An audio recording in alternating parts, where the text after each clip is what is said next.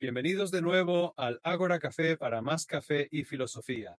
Hoy me complace recibir a Kevin Carson, miembro senior del Centro para la Sociedad sin Estado y titular de la cátedra Karl Hess en Teoría Social. Es autor de Estudios de Economía Política Mutualista, Teoría Organizacional, Perspectiva Libertaria, La Revolución Industrial Casera, El Manifiesto de Bajos Costos, El Estado Regulador de Escritorio, no puedo leerlo por escrito, no puedo leer el subtítulo. ¿Cuál es el subtítulo del Estado Regulador de Escritorio? Lo he cambiado tantas veces antes de... Es el poder compensatorio de individuos y redes. Creo que eso es lo que, Sí, ahí lo tienes. además de otras obras, tendré enlaces donde puedes comprarlas o leerlas en línea. Sí, lo principal en lo que trabajo ahora es mi próximo libro, Éxodo. Y hay un sitio WordPress con los manuscritos hasta la fecha. Es exodus875.wordpress.com. Accesible desde kevinacarson.org o .com. En fin, tendré. Sí, kevinacarson.org. Sí, hay un enlace allí. Pondré el enlace en la descripción del video. Bueno, empecemos con tu historia, tu crianza y cómo te interesaste por el anarquismo y la política. Bueno, me interesé por el anarquismo bastante tarde. A los 30 leí Escala Humana de Sale, que me llevó a investigar la descentralización. Seguí sus fuentes y leí sobre subsidios, economías de escala y más. Me interesé en cómo el Estado fomenta la centralización y altera las economías de escala, y cómo la economía capitalista depende de intervenciones estatales de un tipo u otro para sobrevivir, cómo las grandes organizaciones son ineficientes y dependen del Estado, cómo los ingresos de los súper ricos y las ganancias de las grandes empresas dependen de la intervención estatal. En algún punto de ese proceso empecé a considerarme anarquista y a explorar varias líneas de pensamiento anarquista. ¿Cuál era tu perspectiva política antes de eso? Es un poco vergonzoso. Desde 1990 y principios de los 90, me interesé por varias corrientes del conservadurismo clásico y tradicionalista. Creo que Russell Kirk me introdujo a eso, y me incliné hacia modelos conservadores descentralistas, agrarios y distributistas, con un fuerte toque de populismo económico. Bueno, solía ser un reaganista agresivo, así que conozco el pasado vergonzoso. Fue como un efecto dominó cuando empecé a ir a la izquierda tras leer a Kirk. En lo económico me moví a la izquierda muy rápido. Luego, a inicios de los 90, cambié en temas sociales y dejé mis viejas posturas bochornosas. Son tan vergonzosas en retrospectiva, pero supongo que no tardé mucho, al investigar el anarquismo, en llegar al individualismo de Tucker, su teoría de los 4 monopolios y cómo ganancias, intereses y rentas dependen de derechos artificiales o escaseces impuestas por el Estado. Me consideré anarquista individualista o mutualista por mucho tiempo. Recientemente me identifico más como anarquista sin adjetivos, no solo de mercado. ¿Qué te hizo dejar el anarquismo de mercado por el anarquismo adjetivado, por así decirlo? Bueno, parte es como veo el probable curso de la transición poscapitalista, no como algo impulsado por convertir a la mayoría de la población a una doctrina específica, como lograr que todos acuerden con el modelo del movimiento socialista mundial, donde todos deciden aceptar el socialismo con S mayúscula del WSM, implementado globalmente a la vez, o los códigos legales libertarios de Rothbard, o lo que sea. Creo que la transición realmente va a ser impulsadas por las crisis terminales del capitalismo, la tendencia de las viejas jerarquías del Estado y grandes empresas a desintegrarse, la tendencia de sus monopolios y derechos artificiales a volverse inaplicables y su tendencia hacia el agotamiento fiscal, en cuyo caso, las diversas instituciones comunitarias y economías locales y sociales de producción directa para uso y demás serán recursos a los que la gente recurrirá por necesidad, mientras la supervivencia es la clave. La gente, al aumentar el desempleo y subempleo, recurrirá por necesidad a formas alternativas de producción directa, para uso y creación de nuevos mecanismos mutualistas, para compartir ingresos, riesgos y costos. proporcionando una red social fuera de sistemas estatales o laborales, etc. Y creo que el modelo real que surgirá será basado en todas las pequeñas semillas creciendo en los intersticios del el sistema actual al que la gente recurre por necesidad, será impulsado principalmente por la práctica y la necesidad más que por la ideología, y la gama de instituciones a las que la gente acude será bastante amplia y variará mucho de una zona a otra. Así que, para resumirlo, soy muy escéptico de cualquier modelo monolítico de anarquismo, ya sabes, ya sea basado en mercados, sindicatos o lo que sea. Sí, porque ves, en la escena actual, por un lado tienes no solo a los anarcocapitalistas, ¿no?, sino también a varios anarquistas individualistas de izquierda, aunque menos, que ven los mercados como lo único importante y desconfían de todo lo basado en lo común. Pero entre los anarquistas sociales es al revés. Muchos no ven utilidad en los mercados y creen que todo debe ser común. Y ya sabes, cada uno está muy seguro de que la forma preferida de organización económica del otro es inherentemente opresiva, y cualquier tipo de bienes comunes tiene que ser opresivo. Y los anarquistas sociales a menudo piensan que cualquier mercado es inherentemente opresivo y también inviable, ya sabes. No hay forma de hacer que esas cosas funcionen, excepto de alguna manera horrible.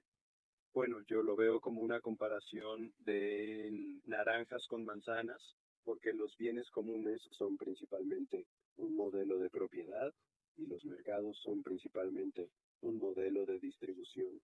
Y generalmente los modelos de propiedad son previos a los mercados. Puedes tener mercados coexistiendo con cualquier número de modelos de propiedad.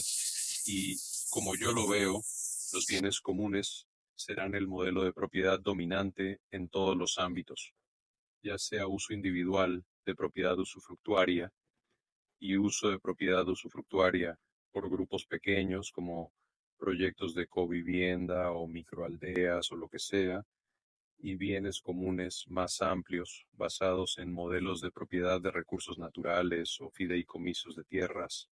Y dado ese sistema de propiedad inicial, los mercados serán probablemente una de las opciones que la gente Recurrir para distribuir los productos de estas organizaciones sociales. Mi objeción principal a la etiqueta anarquista de mercado, volviendo al problema de organizaciones monolíticas, es que mercado conlleva fuertes connotaciones de nexo monetario. Durante mucho tiempo, cuando me llamaba anarquista de mercado, aclaraba que ser anarquista de mercado o creer en mercados libres no implica querer que el nexo monetario o intercambio de mercado sea un modelo social dominante.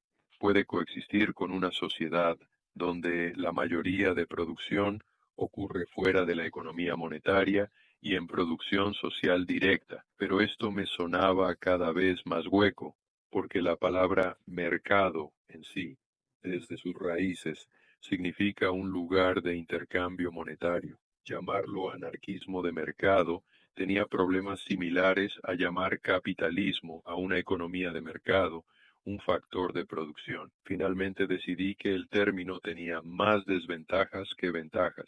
No rechazo la planificación horizontal fuera del nexo monetario. Soy agnóstico sobre su viabilidad frente a los mercados. Volviendo al tema, están los que rechazan los mercados y los que los idolatran. Comparto la postura de Graeber de estar abierto a lo que grupos cara a cara decidan entre sí, desde la igualdad, sin Estado ni fuerzas armadas, imponiendo su voluntad sobre nadie más. No puedo imaginar un mundo sin mercados en algunas áreas. Lo que me resulta incomprensible, como señaló Graeber, es como la mayoría de la sociedad acepta que alguien trace una línea en un mapa cercado a un área y luego exija que quienes entren paguen por el acceso. Estas personas se apropian de un recurso y, a cambio del derecho a explotarlo, ofrecen una parte del producto como si la tierra les perteneciera por derecho. No veo un escenario de Robinson Crusoe así, salvo que sea el único con un arma en la isla. Creo que ignorarán los títulos ausentes, derribarán cercas y plantarán como los cavadores. Tu trabajo examina la historia del capitalismo, hablando de cómo se presenta como evolución natural de mercados libres. pero en realidad fue producto de fuerza sistemática y expropiación. ¿Puedes elaborar un poco sobre esto? Sí, curiosamente vi a alguien en Facebook hace poco, un libertario de derecha, diciendo que no entendía cómo el socialismo o una sociedad comunista o sin mercado podría existir sin un Estado que impida la propiedad privada, y parecían operar desde esa misma suposición de que nuestro modelo actual de propiedad privada individual, simple y enajenable, como mercancía con títulos que se pueden vender en el mercado y demás, es un fenómeno natural como los escenarios de Robinson Crusoe en Locke o Adam Smith, donde en algún momento mítico del pasado la gente simplemente se apropió pacíficamente de sus tierras, ocupándolas y mezclando su trabajo con el suelo. En realidad, el modelo predominante en la historia ha sido que lo que los libertarios de derecha ven como el modelo natural de propiedad, la propiedad privada individual, es lo que realmente siempre ha sido establecido por el Estado y siempre ha dependido de que los Estados anulen y supriman modelos de propiedad no estatales preexistentes, que solían ser colectivos o comunales, como el sistema de campo abierto medieval en Europa Occidental o el MIR en Rusia, o lo que Marx llamó, quizás problemáticamente, el modo de producción asiático que Warren Hastings suprimió en la India. En Israel, el clan, tribu o aldea tenía cierta propiedad eminente sobre la tierra hipotecada o vendida, que al final revertía periódicamente a esa entidad colectiva. Pero ese modelo de aldea colectiva parece haber sido el modelo predominante que surgió espontáneamente en gran parte del mundo durante la Revolución Agrícola y predominó en todas partes hasta hace relativamente poco tiempo. ¿Puedes contarnos un poco sobre el libro en el que estás trabajando ahora, Exodus?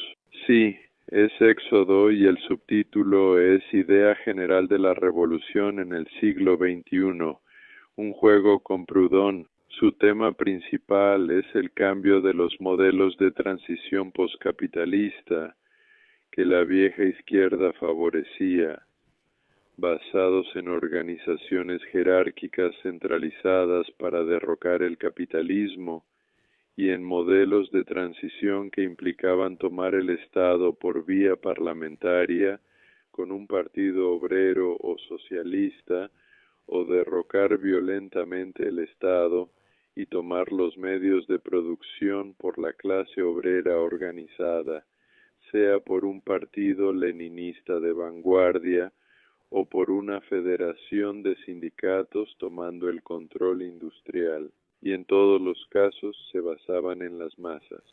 Veían un modelo de transición más o menos disruptivo y eruptivo.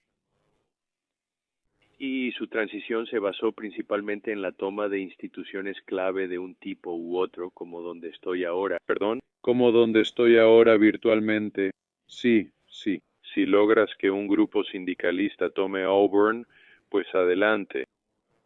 Pero argumento que ha habido una transición hacia un modelo intersticial o prefigurativo. Creo que tomé el término éxodo de la trilogía Imperio de Negri y Hart, no lo recuerdo bien. Pero la idea es que con nuevas tecnologías que facilitan la producción y organización social basada en comunes, se hace más viable crear una nueva sociedad en los intersticios de la actual, fuera de las instituciones estatales y corporativas dominantes, y gradualmente, como dijo John Holloway, hacer grietas en el sistema y conectarlas entre sí, y ese es un modelo promovido por muchos anarquistas. Colin Ward es la figura clave que me viene a la mente, conectando estas instituciones alternativas. Creo que él habla de quizás tomando esta imagen de Paul Goodman, habla de esferas de libertad que crecen dentro de la sociedad actual, expandiéndose y uniéndose. Sí. Y fue Eric Olin Wright en Envisioning Real Utopias quien elaboró sobre modelos de transición intersticial, pero Wright era marxista abierto, que entre otras cosas difería de Olin. El marxismo ortodoxo no ve crisis probables en el capitalismo que puedan acabar con él. Su enfoque era voluntarista, diciendo: construyamos estas cosas intersticiales para reemplazar el sistema. Bien, sí. Eric Olin Wright dijo que no deberíamos contar con que el capitalismo tenga un fin predeterminado, o sea, un sistema con final y comienzo, sino que deberíamos promover el desarrollo intersticial del poscapitalismo, asumiendo que el sistema podría perdurar si no hacemos nada para cambiarlo. Así que creo que lo que añado es algunas ideas izquierdistas tradicionales sobre las tendencias de crisis del capitalismo y cómo éstas se cruzarán con el desarrollo intersticial para impulsarlo y crear espacio para ello. No todos los que se dicen marxistas se entienden mejor como tales. Pienso en William Morris, marxista antianarquista, pero al leerlo, siempre me parece más anarquista que marxista. Sobre estas imágenes de esferas y grietas, hay una que me gusta usar. Es una idea de Landauer. El Estado es una forma de interactuar y lo abolimos interactuando de otra manera. Lo veo de forma más activa que esferas o grietas. Imagina un gran salón donde todos bailan de una forma. Luego, algunas personas empiezan a bailar diferente, quizás en las esquinas. Poco a poco atraen a más gente a su baile, en vez del que todos hacían. Y entonces comienzan conectando, hasta que gradualmente suficiente gente baila el nuevo estilo, mientras que los que prefieren el viejo estilo pueden, si quieren, apartarse a los rincones y hacer lo suyo, pero ya no dominan la narrativa. Sí, veo muchos tipos de marxistas vulgares. Y, sabes, no me refiero solo a marxistas leninistas, sino a quienes realmente enfatizan el materialismo histórico como teoría de la historia, que dan mucha importancia a la distinción entre reforma y revolución, diciendo que no puede haber cambios significativos hacia el postcapitalismo bajo el capitalismo, asumiendo que el capitalismo es una esencia de todo o nada y que o estás bajo el capitalismo o fuera de él, sin ningún punto de transición entre ambos. La idea, sabes, que Engels mismo y el vulgo los marxistas hablaban de la transformación de cantidad en calidad, una serie de cambios graduales en un sistema que alteran su carácter hasta alcanzar una masa crítica y llegar a un punto de inflexión. Y eso es algo que ellos mismos parecen estar descartando. Sabes, me estoy metiendo en tu terreno, basándome en mis lecturas de Copleston y otras fuentes, pero en la filosofía medieval parecen tomar una posición realista sobre el significado de capitalismo, como una idea aristotélica que el sistema muestra o no muestra. Para mí, la distinción entre reforma y revolución no tiene sentido. ¿Dirías que el feudalismo pasó al capitalismo por reforma o por revolución? ¿Qué sentido tiene siquiera plantear una pregunta así? Sí, cuando enseño historia de la filosofía y hablo de cosas como la transición de la antigüedad al medievo y al renacimiento, digo, buena suerte encontrando la fecha exacta donde la Edad Media terminó y el Renacimiento comenzó. Ya sabes, lo que crees distintivo del Renacimiento, puedes encontrar sus semillas desde al menos el año 1000, lo típico de la Edad Media. Aún persistía en el siglo XVI. Igualmente, al inicio del periodo medieval, tienes, ya sabes, el Imperio Occidental cayó en 476 de Cristo. Decimos, bueno, no habrías notado nada caer si hubieras estado allí. En ese año fue más bien un largo declive gradual, igual que la caída del Imperio Oriental. Constantinopla cayó de repente, pero para cuando cayó, el Imperio Bizantino ya había reducido a Constantinopla y áreas cercanas, y con movimientos intelectuales como la Ilustración y otros similares. Son categorías útiles, pero en realidad no se puede confiar demasiado en límites temporales precisos donde todo cambió de repente y la gente empezó a pensar y actuar diferente y en muchos casos, ya sean movimientos intelectuales, políticos o de otro tipo, quienes hacen algo diferente son solo un subconjunto, mientras otros siguen con lo suyo como durante la revolución científica. Aún había mucha gente siguiendo la ciencia escolástica aristotélica. Algunos lo hacían bien, otros mal, pero todo eso seguía ocurriendo y en cada época realmente no hay tantas transiciones abruptas. Y hubo gente que aún vivía intelectualmente en el modelo antiguo o clásico por siglos, sin verlo como una ruptura fundamental justiniano, intentando revivir el Imperio Romano de Occidente hasta el Renacimiento carolingio, siendo muy autopercibido como una continuación del modelo antiguo y clásico, y para tomar un marco marxista menos vulgar, la idea de que cualquier sistema es un número de formaciones coexistentes.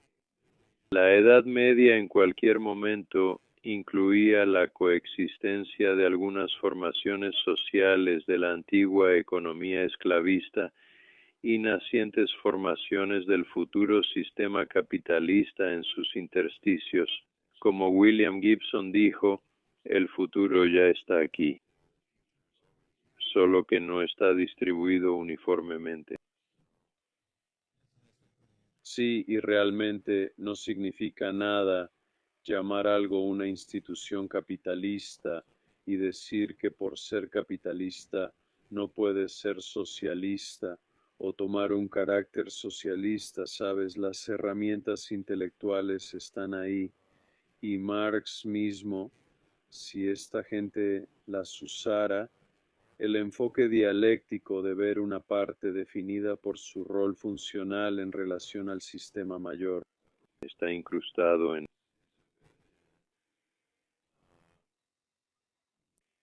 una parte definida por su función en relación al sistema mayor en el que se integra.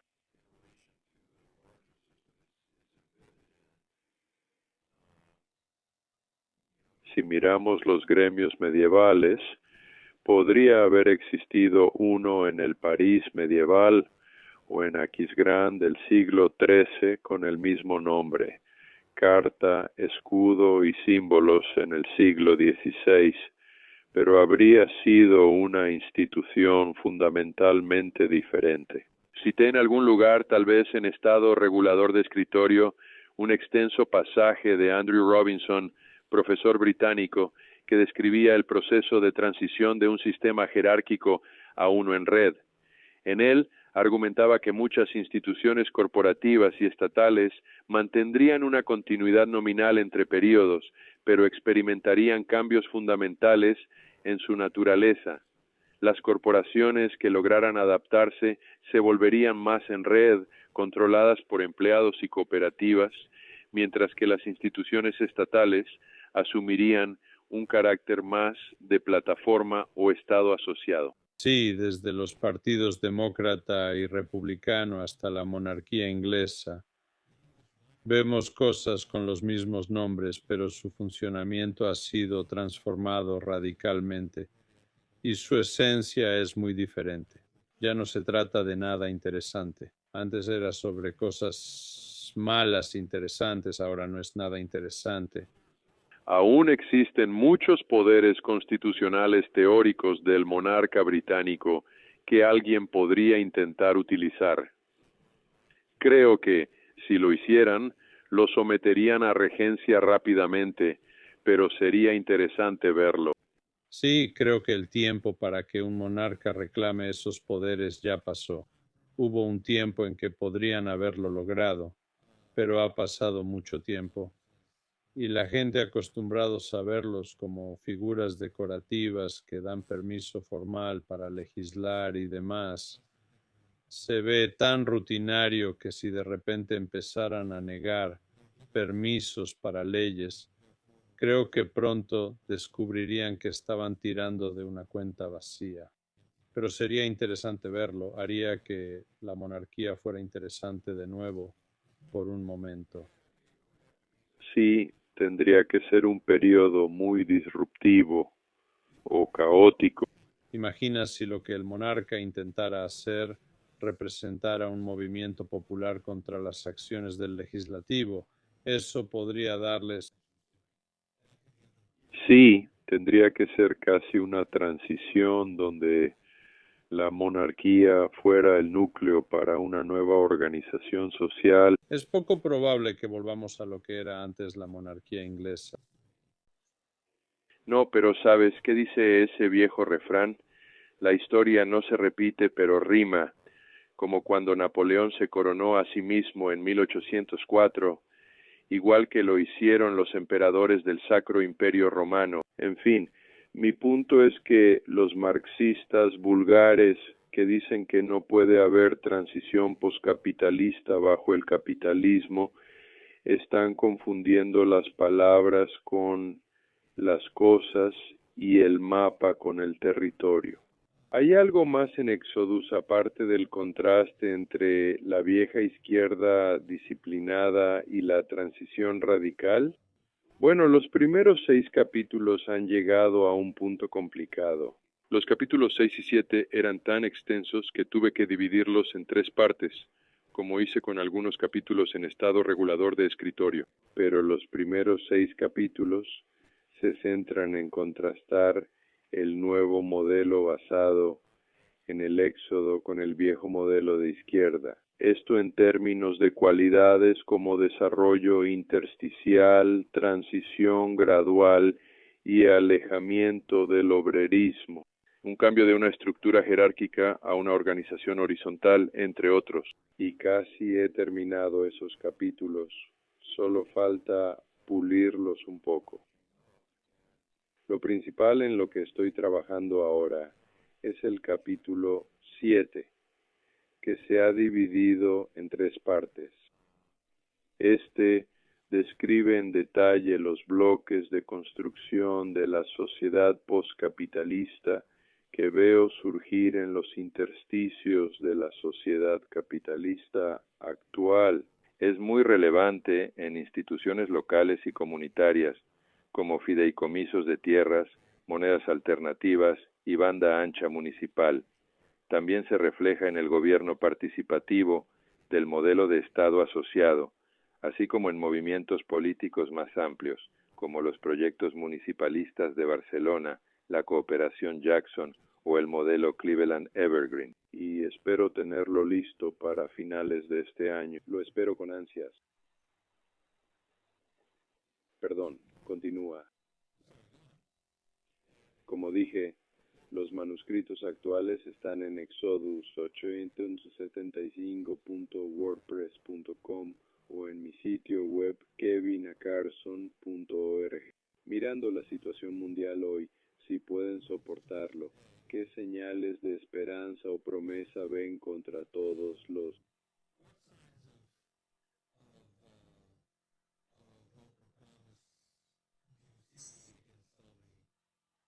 Así que mirando a nuestro alrededor, a la situación mundial de hoy, si puedes soportarlo, ¿qué señales de esperanza o promesa ves en contra de todas las cosas bastante desagradables que están sucediendo? Bueno, supongo que mi principal fuente de esperanza, además de todos los niveles sin precedentes de resistencia que nunca pensé que vería a corto plazo, me refiero a la gente quemando la sede de una comisaría de policía hasta los cimientos en Minneapolis y a la mayoría del público apoyándolos, o simplemente los niveles de resistencia en las calles de todo el país con Black Lives Matter, personas que bloquean los tribunales para detener los desalojos,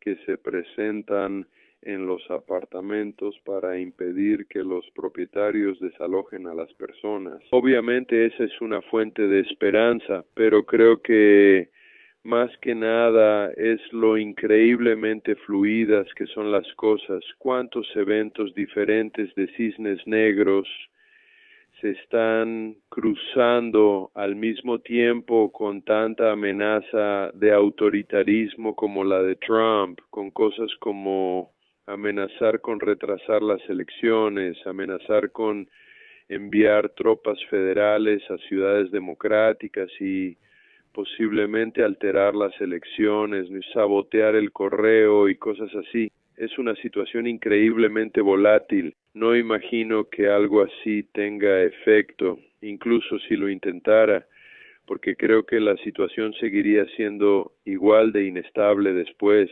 Incluso sus seguidores se molestaron por la idea de retrasar las elecciones. Eso ha alarmado a muchos republicanos.